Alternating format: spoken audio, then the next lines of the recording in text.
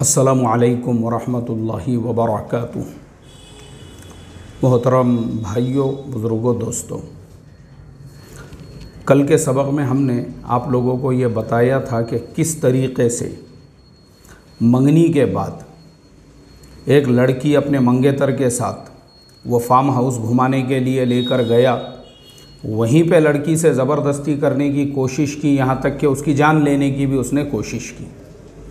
फिर दूसरा वाक़या हमने आपको सुनाए कि जिसके अंदर अहमदाबाद में मंगेतर के साथ में शादी से पहले ही होटल के कमरे के अंदर दोनों ताल्लुकात बना रहे थे। कोई चीज़ मिली नहीं, वहाँ पे उन्होंने फेविक्विक का इस्तेमाल किया, जिसकी वजह से जो मंगेतर था उसकी जान चली गई। ये वाक़या जिस सबक में हमने कल के बयान किए हैं, तो अल्हम्दुलिल्लाह हमारे जो असबाक होते हैं, हमारे एक उस्ताद मोहतरम हैं, कल मुझे उनका उसके ऊपर एक फ़ीडबैक मिला और उन्होंने उस सबक को सुना। तो चूँकि मैं सबसे पहले तो अल्लाह तबारक व तआला का शुक्र अदा करता हूँ कि हमारे वो असातिज़ा इकराम जिनके इल्म के सामने, जिनके अमल के सामने मैं अपने आप को ज़र्रे के बराबर भी नहीं समझता हूँ, वो भी हमारे असबाक को सुनकर उस पर जब कोई अपना फ़ीडबैक देते हैं, अपने तासुरात देते हैं, तो बड़ी खुशी भी महसूस होती है और बहुत सारी बातों की हम इस्लाह भी कर लेते हैं। बहरहाल तो हमारे उस्ताद मोहतरम का मुझे ये फ़ीडबैक मिला, उसके ऊपर बोले, मौलवी साहब, आपने जो वाक़यात सुनाए हैं ये तो वो वाक़यात है, ये तो वो वाक़यात है जो आपने अखबार में पढ़े हैं। चलिए, बोले, मैं आपको सुनाता हूँ कि उम्मत कितनी एडवांस हो चुकी है, कितनी आगे जा चुकी है, कि मंगनी के बाद में लोग कहाँ तक पहुँच चुके हैं। वो अपना वाक़या सुनाने लगे कि एक जगह पर उनको निकाह पढ़ाने के लिए दावत दी गई।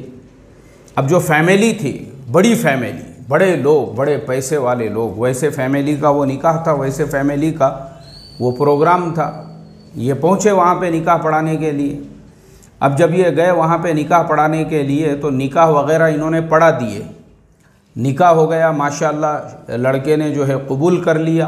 अब उसके बाद जब लोग खाना खाने के लिए बैठ रहे हैं, उस वक्त में उसी हॉल के अंदर वहीं पर जो है ऐसे बड़े बड़े स्क्रीन लगे हुए हैं और उन स्क्रीन्स के ऊपर जो है वो दूल्हा और दुल्हन जिनका अभी निकाह हुआ है 15 मिनट पहले, उनके वीडियोस दिखाए जा रहे हैं कि वो दूल्हा और दुल्हन किस तरीक़े से गार्डन में घूम रहे हैं और किस तरीक़े से दूल्हा जो है वो अपनी दुल्हन को अपने बाहों में लेकर जो है ऐसा घूम रहा है, यानी फ़िल्मी गानों की स्टाइल में, और उसी के पीछे गाने बज रहे हैं। यानी जिस तरह की हरकतें गानों के अंदर की जाती है, उसी तरह की हरकतें वो दोनों भी कर रहे हैं। वो दोनों हंसी मजाक कर रहे हैं, वो दोनों कभी शिमला में घूम रहे हैं, वो दोनों कभी कश्मीर में घूम रहे हैं, वो दोनों कभी ऊटी में घूम रहे हैं, वो दोनों कभी समंदर के किनारे घूम रहे हैं। ऐसे सारे वीडियो शूट किए हुए हैं और वो सारे वीडियोस जो है उन सारे लोगों को दिखाए जा रहे हैं जो लोग वहाँ पे खाना खाने के लिए बैठे हैं। और निकाह तो अभी हुआ है, निकाह तो अभी हुआ है, उसी निकाह का खाना खाने बैठे हैं लोग। फिर ये वीडियोस वगैरह कहाँ पे शूट हुए, तो पता ये चला कि कौम इतनी ज़्यादा एडवांस हो चुकी है कि निकाह के पहले ही उनकी सारी कार्रवाइयाँ वगैरह हो चुकी थी। अल्लाह हिफाजत फरमाए। हनीमून उन्होंने निकाह के पहले ही मना लिए थे। जैसे ही रिश्ता उनको मंजूर हो गया और जैसे ही लड़का लड़की एक दूसरे से मिल गए, वो इतने ज़्यादा एडवांस थे, इतने ज़्यादा जो है वो पहुँचे हुए थे कि उन्होंने अपने लड़का लड़की को पूरी इजाज़त दी है, बाज़ाब्ता उसकी शूटिंग करके लेकर आ गए उन्होंने, शिमला से भी, कश्मीर से भी और समंदर के किनारे से भी। अल्लाह हिफाजत फरमाए। और दूसरी बेगैरती और बेहुरमती के वो लड़की जिसका निकाह हुआ है, अरे भाई, सारे मर्द खाना खा रहे हैं, आपको शर्म आना चाहिए, हया आना चाहिए कि कम से कम जो है आप इस बात का ख्याल रखते।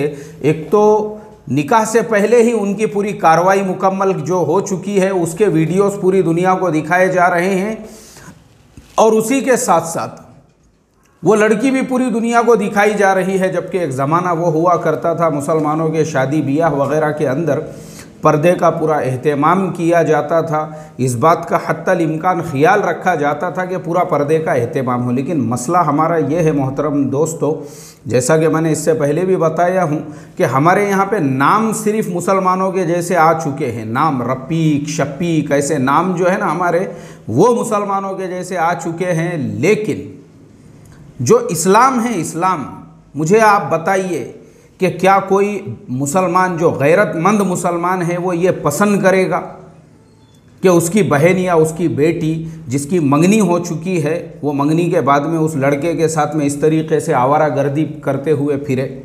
चलो मान लो वो मंगनी टूट जाती है, जैसे मैंने कल बताया कि वो 6000 लोगों को दावत दी गई थी, वो मंगनी कुछ दिनों के बाद टूट गई। उसी के बाद में मुझे बम्बई से हमारे एक दोस्त का मैसेज आया, बोले वो जो वाक़या आपने सुना है सेम टू सेम हमारे इलाके में भी वैसा ही एक वाक़या हुआ है। हज़ारों लोगों को जहाँ पे मंगनी के रस्म में दावत दी गई थी, लाखों रुपये उसके ऊपर ख़र्च किए गए थे, वो मंगनी भी कुछ दिनों के बाद में टूट गई। और भी बोले कई मिसालें हैं इसी बम्बई में और मुमरा के इलाके में। वो हमारे दोस्त मुमरा में रहते हैं, उन्होंने मुझे लिखा, कहा कि मौलाना हमारे यहाँ पे ख़ुद ऐसे कई वाक़यात पेश आ चुके हैं। अब मुझे आप बताइए, जिस लड़का और लड़की की इंगेजमेंट हुई है वो इस तरह से आवारागर्दी करते घूम रहे हैं एक दूसरे के साथ में, मान लो कल को अगर उनकी इंगेजमेंट टूट जाती है, वो लड़के की भी और लड़की की भी ज़िंदगी बर्बाद है। क्योंकि ऐसी तस्वीरें तो लोग सोशल मीडिया पे भी आजकल डालने लग गए हैं, फेसबुक के ऊपर के मैं अपनी मंगेतर के साथ यहाँ घूम रहा हूँ, वहाँ फिर रहा हूँ, और वही तस्वीरें जब सब लोग जानते हैं इस चीज़ को, तो कहाँ से वो लड़की का रिश्ता जमेगा, मुझे आप बताओ। और वैसे ही वो लड़के का भी रिश्ता। ये तो दुनियावी मसला हो गया, लेकिन सबसे पहले तो हमारे लिए शरई मसला ये है, कुरान और हदीस की रूह से, कि ये सराहतन हराम है, ये नाजायज़ है। आप कैसे मुसलमान हैं? ये बेगैरती है, ये बेगैरती। ये हरकतें वही कर सकते हैं जिनके अंदर गैरत ना हो। जो लोग बेगैरत होते हैं, बेगैरती, ये बेगैरती की निशानी है। ये जब आपके अंदर की शर्म और हया ही ख़त्म हो चुकी है, जब आपके अंदर शर्म और हया नाम की कोई चीज़ बाकी नहीं रही, तो उसके बाद में फिर आप पूरी तरह से आज़ाद हो। जो आपको करना है आप कर सकते हैं। हाँ, जो अब आप, क्योंकि बेहया बेशर्म के लिए तो कोई लिमिट है ही नहीं, लेकिन जो लोग शर्म वाले होंगे, हया वाले होंगे, गैरत वाले होंगे, वो कभी भी ये हरकतें नहीं करेंगे। ये मुसलमानों का प्रोग्राम नहीं हो सकता है, एक बात याद रखो।